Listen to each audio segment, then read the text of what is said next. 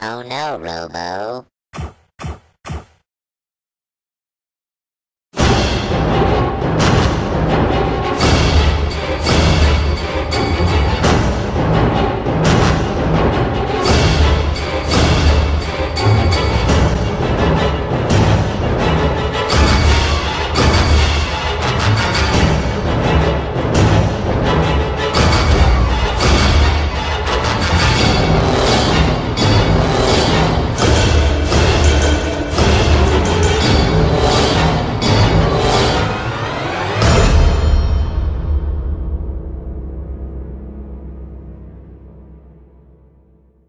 It's the year 2508. The USG Ishimura, a giant planet-cracker starship, has sent out a distress signal to the CEC during a mining operation on the planet known as Aegis 7. The CEC dispatches the USG Kellyan to investigate. Aboard the Kellyan is Commander Zach Hammond, computer specialist Kendra Daniels, and ship system engineer Isaac Clarke, the game's protagonist. As is the case with most games in this genre, something goes wrong and the Kellyan ends up crashing into the dock, forcing the crew to find another means of transport off of the ship. To their surprise, they discover what appears to be an abandoned Ishimura.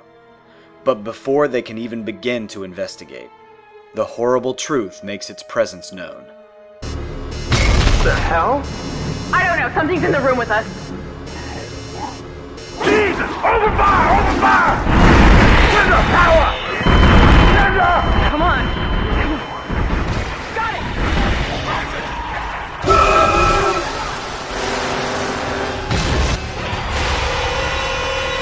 Run, Isaac! Get the hell out of there!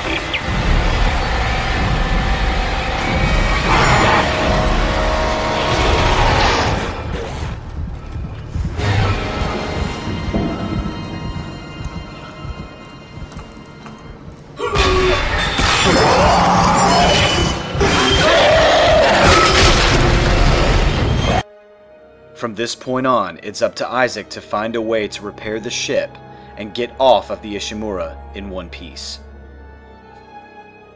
Now, one of the best things about Dead Space is that it places you in a situation that makes you feel truly alone. The Ishimura is a huge, sprawling ship, and once Isaac gets separated from his team, he's on his own. Isaac doesn't speak. Like Link from The Legend of Zelda or Gordon Freeman from Half-Life, he's a silent protagonist. Not only does this allow you to feel more like you are stepping into his shoes, but it gives Isaac a mysterious persona. You might find yourself wondering what's going on through his head as something happens to him. Is he facing it head on with no fear? Or is he crying like a little girl behind his faceplate? Instead of giving him a voice, the game uses his mission and personal quest to find his girlfriend Nicole, who was stationed on the Ishimura, as a point A to point B quest for you to follow as you experience the horrors through Isaac's eyes. Come on! Come on! Let me out! No!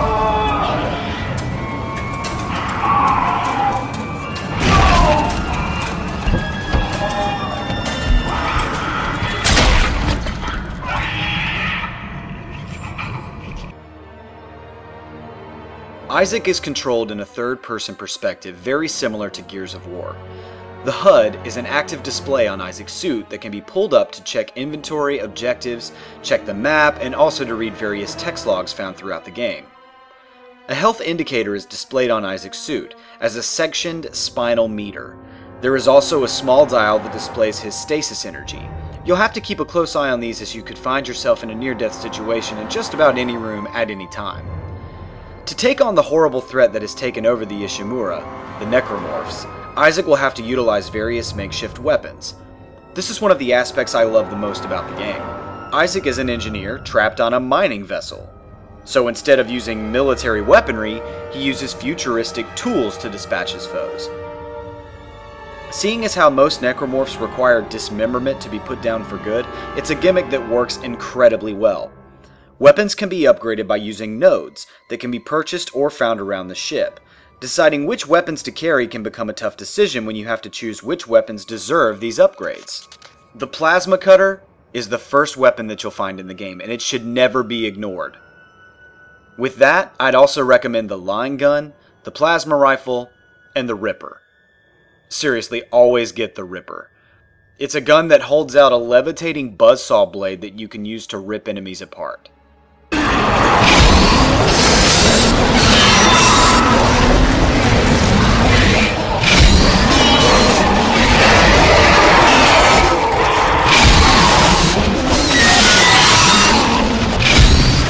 Fuck yes. The atmosphere in Dead Space is one of the most impressive parts about it. The game has a beautiful graphics engine that showcases superb lighting contrasts with most of the Ishimura's dark environments. The designers also did an amazing job with the size and scale here. The Ishimura is a huge ship, and it absolutely feels that way as you discover new areas throughout. The necromorphs are also appropriately grotesque in appearance and equally threatening. Look closely and you'll see that they were once all human. All of them the crew of the ship who have met fates worse than death. Necromorphs are varied, and as the game progresses they become both more numerous and tougher to take down. New enemy types are introduced every few chapters, and you never truly feel like you have the drop on any of them. For the duration of the game's 12 chapters, Isaac is prey being stalked. The sound design is where the game truly shines though. It's clear that the developers knew how important sound design was when it came to creating scares. Aside from the eerie, slow, and almost unnoticeable background music, you'll constantly hear stuff. The game loves to mess with you and make you feel as if something is always about to pop out and attack. It keeps you on edge, having to constantly stop and look around a dark room after hearing shuffling above you in the vents, or pipes clanging and falling over.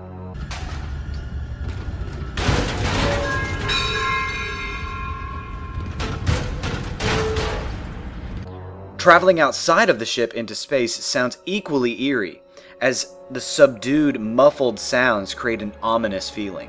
Seriously, all around, this might be one of the best examples of sound design done right, ever. Exiting vacuum.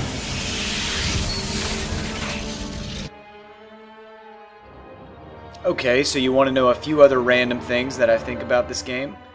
Alright, well let's get into another edition of Pwn's Notes! First up on Pwn's Notes, the Stomp. Holy shit, the Stomp.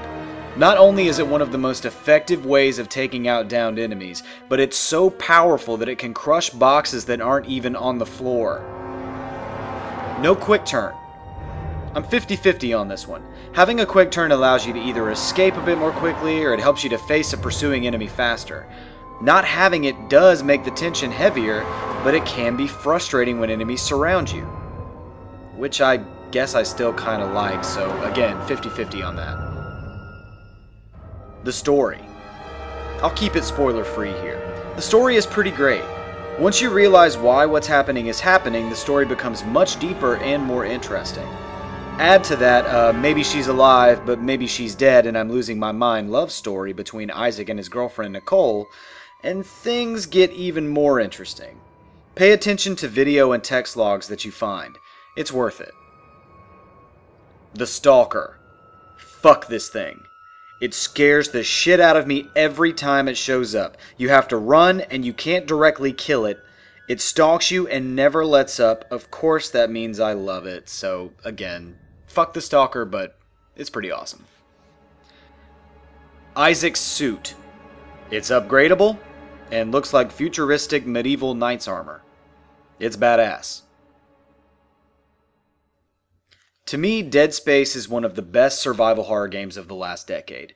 Is it perfect? No, but it doesn't need to be.